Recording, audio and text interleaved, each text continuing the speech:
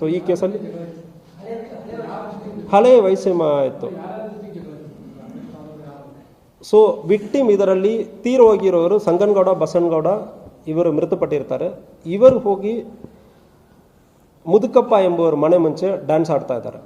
ಆ ಡ್ಯಾನ್ಸ್ ಮಾಡೋ ಸಂದರ್ಭದಲ್ಲಿ ಮುದುಕಪ್ಪ ಮತ್ತು ಅವ್ರ ಫ್ಯಾಮಿಲಿ ಈ 11 ಜನ, ಈಗ ನಾನು ಹೇಳಿದನಲ್ಲ, ಈ 11 ಜನರು ಸೇರಿ ಈ ಸಂಗನಗೌಡ ಬಸನಗೌಡವನ್ನು ಹೊಡೆದಿದ್ದಾರೆ.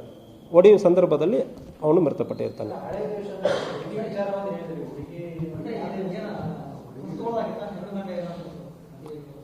ಸಂಗನಗೌಡ ಪಾಟೀಲ್ ಅವ್ರ ಮನೆಯಲ್ಲಿ ಒಂದು ಹುಡುಗ ಇದ್ದ, ಮುದುಕಪ್ಪ ಅವ್ರ ಫ್ಯಾಮಿಲಿಯಲ್ಲಿ ಒಂದು ಹುಡುಗಿ. ಆ ಇಬ್ಬರು ಇದಕ್ಕೆ ಹಿಂದೆ ಪ್ರೀತಿಸಿದ್ದಾರೆ. ಅಂದ್ರೆ ಆ ಪ್ರೀತಿ ಕೇಸಲ್ಲಿ ಇಬ್ಬರು ಕೂಡ ಬೇರೆ ಬೇರೆ ಮದುವೆ ಮಾಡ್ಕೊಂಡಿದ್ದಾರೆ ಅಂದ್ರೆ ಸುದ್ದಿ ಇದೆ. ಸೊ ಆ ವೈಮನಸ್ಸು ಒಂದಿತ್ತು ಮತ್ತು ಪೊಲಿಟಿಕಲಿ ಕೂಡ. ಸೊ ಈಗ ಸಂಗನಗೌಡ ಪಾಟೀಲ್ ಅವರ ಸಹೋದರ ಒಬ್ಬ ಎಕ್ಸ್ ಚೇರ್ಮನ್ ಆಗಿದ್ದಾರೆ. ಈಗ ಹೊಡೆದಿರುವ ಮುದುಕಪ್ಪ ಅವನ ವೈಫ್ ಕೂಡ ಈಗ ಪಂಚಾಯತ್ ಪ್ರೆಸಿಡೆಂಟ್ ಆಗಿದ್ದಾರೆ. ಅಂದರೆ ನಮಗೆ ಪ್ರೈಮ ಫೇಸಿ ಮಾಹಿತಿ ಇದೆ. ಪೊಲಿಟಿಕಲ್ ರೈವಲರಿ ಮತ್ತು ಇಂಥ ಬೇರೆ ಬೇರೆ ವಿಚಾರಗಳಿರೋದ್ರಿಂದ ಈ ವೈಮನಸ್ಯದಿಂದ ಪ್ರೊವೊಕೇಶನ್ ಆಗಿದೆ, ಅದರಿಂದ ಮರ್ಡರ್ ಆಗಿದೆ.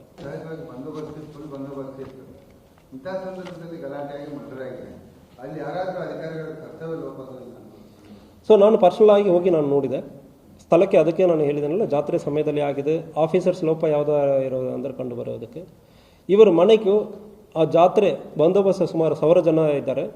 ದೇವಸ್ಥಾನ ಕಡೆ ಜಾತ್ರೆ ನಡೀತಾ ಇತ್ತು. 11:30ಕ್ಕೆ ಜಾತ್ರೆ ಒಂದು ಕಡೆ ನಡೀತಾ ಇತ್ತು. ಇವನು ಬೇರೆ ಕಡೆ ಗಲಾಟೆ ಮಾಡ್ಕೊಂಡಿದ್ದಾನೆ. ಜಾತ್ರೆ ಆ ಕ್ರೌಡ್ ಇರುವ ಕಡೆನೂ ಇವರು ಇರೋದನ್ನು ಬೇರೆ ಬೇರೆ ಕಡೆ ಇತ್ತು. ಸಡನ್ ಆಗಿ ಇಮಿಡಿಯೇಟ್ಲಿ ಅಟೆಂಡ್ ಮಾಡಿದ್ದಾರೆ. ಅವಾಗ 2 ಫ್ಯಾಮಿಲಿ ಆ್ಯಕ್ಚುಲಿ ಬಂತು. ಪೊಲೀಸರು ಇಲ್ಲ ಅಂದರೆ ಇನ್ನೂ ಒಂದು 2ರಿಂದ 3 ಮರ್ಡರ್ ಆಗೋದಕ್ಕೂ ಸಾಧ್ಯನೇ ಇತ್ತು. ಅಂದರೆ ನಮ್ಮ ಆಫೀಸರ್ಸ್ ಎಸ್ ಸರ್, ಜಾತ್ರೆ ಮುಂದೆ ಹೋಗಿದ್ದು ಅದಾದ್ಮೇಲೆ ಇವನ ಹಿಂದೆ ಇದು ಮಾಡಿದ.